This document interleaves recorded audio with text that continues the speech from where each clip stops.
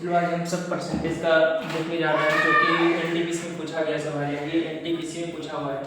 कह रहा है कि ये परसेंटेज का सवाल है कि विकास अपने वेतन का 80% खर्च कर देता है, उसके वेतन में 25% की वृद्धि हुई और उसके बीए में 15% की वृद्धि हुई, उसके बचत में कितना प्रतिशत की वृद्धि हुई। मतलब ये है इनकम बराबर एक्सपेंडिचर प्लस सेविंग्स। मतलब फॉर्मूला बनता है, ये होता है इसमें इनकम है ना, जितना तुम कमाते हो, इनकम प्लस एक्सपेंडिचर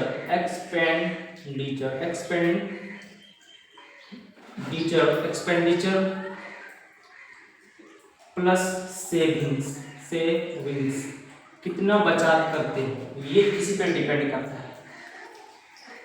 अगर तुम 100 कमाए, मान लिया जाए हम 100 कमाए, 100 में 80% विकास कितना खर्च कर रहे हैं, 100 में 80 अगर कोई खर्चा करता है 80%, तो बचाएगा कितना। मान लिया हमने 100 कमाया, 100 का मेरा इनकम है, 80 खर्च कर देता तो बचाता कितना हो, 20। कितना सेविंग करता है, 20। 80 कमाया, 20 बचा, 80 खर्चा किया, सॉरी 80 उसने खर्चा किया, ये इसका इनकम है, ठीक है। इनकम में 80 खर्चा किया, बचा रहा कितना, 20 का सेविंग कर रहा है।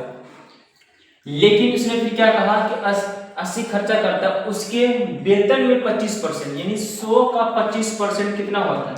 सबसे पहले 100 का 25%, किसका, 100 का 25% हटेगा तो नीचे 100 आएगा, परसेंट से परसेंट कैंसिल होगा, बचेगा 25, यानी 100 का 25% 25 ही होता है, 100 का 20% 20 ही होता है। तो अगर 100 मेरा इनकम था, इसमें 25% यानी इस इनकम में वृद्धि हुआ, 25 वृद्धि हुआ, तो कितना बढ़ के हो जाएगा, 125।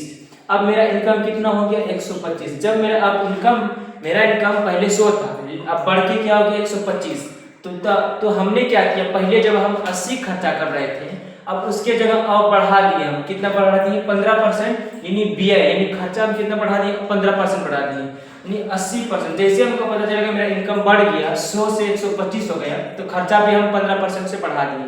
तो खर्चा कितना है, 15% बढ़ा, 80 पहले 80 मेरा खर्चा था, अब 15% और बढ़ा दिया, 80 का 15% कितना निकलेगा, 15% से जब परसेंट हटता है तो नीचे 100 आता है। तो यहाँ से देखो, एक जीरो से एक जीरो खत्म कर दिए, 5 से काटेंगे 3 बार में, 5 से काटेंगे 2 बार में, 2 से काटेंगे 4 बार में, तो 4 तिया 12, यानी 80, 4 तिया 12, यानी 80 में 12 का बढ़ते हुए, यानी 80 का 15% 92, 80 में 12 जोड़ देंगे कितना हो जाएगा, 92। अब मैं कितना खर्चा कर रहा हूँ, 92 रुपया खर्चा कर रहा हूँ। बचाएंगे कितने, जब मेरा इनकम 100 था तो हम 80 खर्चा कर रहे थे, 20 बचा रहे थे। जब मेरा इनकम 125 हो गया, अब मैं 92 खर्चा कर रहा हूँ, तो कितना बचा रहा हूँ, तो 92 खर्चा कर मैं 33 को बचा रहा हूँ, 33 बचा रहा हूँ, यही पूछा हमसे। और कहा कि उसकी बचत में कितनी प्रतिशत की वृद्धि हुई। पहले 20 बचा रहे थे, अब 33 बचा रहे थे, तो बचत यही हुआ, ये मेरा बचत हुआ, यानी बचा रहा हूँ इसको। सेविंग्स मेरा ये सेविंग्स होगा, ठीक है, इसको सेविंग बोलते हैं। तो 20 से बढ़कर कितना हुआ, 33, कितना का बढ़कर हुआ, 13, किसके ऊपर, 20 के ऊपर, 20 के ऊपर गुना 100%, गुना 100%। 20 से काटेंगे 5 बार में, 20 पंचे 100, 13 से गुना करेंगे 5 में, तो 13 25 65, कितना निकलेगा ये मेरा, 65% निकल गया ये मेरा सवाल। बहुत इजी है, परसेंटेज का सवाल है।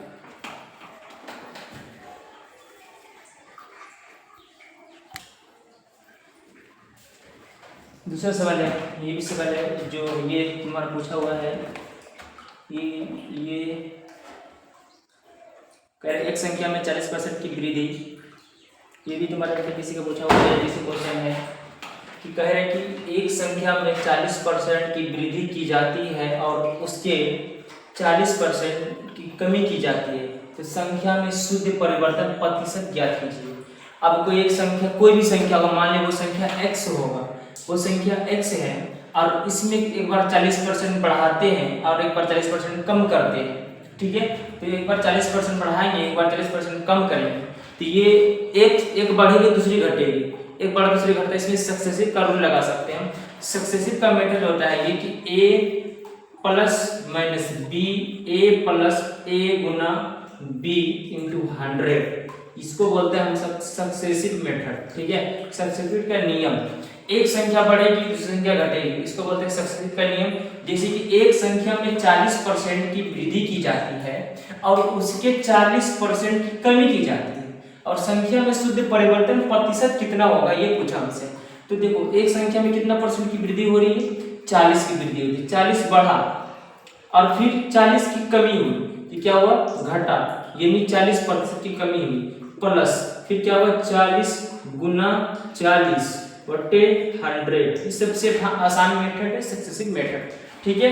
अब देखो यहाँ से ये प्लस और ये माइनस, ये प्लस का ये माइनस का दोनों क्या हो जाएगा, कैंसिल हो जाएगा, 1 0 से 1 0, 1 0 से 1 0, 4 चौके 16, कितना हुआ 16 प्लस 16, 16% की इसमें क्या हो गई, वृद्धि हो गई, क्या हुआ, वृद्धि हो गई। अब कहीं कहता कि एक आदमी के वेतन में 15% की वृद्धि हुई, फिर 15% की कमी हुई, तो ये भी लगा सकते हैं सक्सेसिव मेथड, आसान है इस मेथड को लगाने के लिए, ठीक है।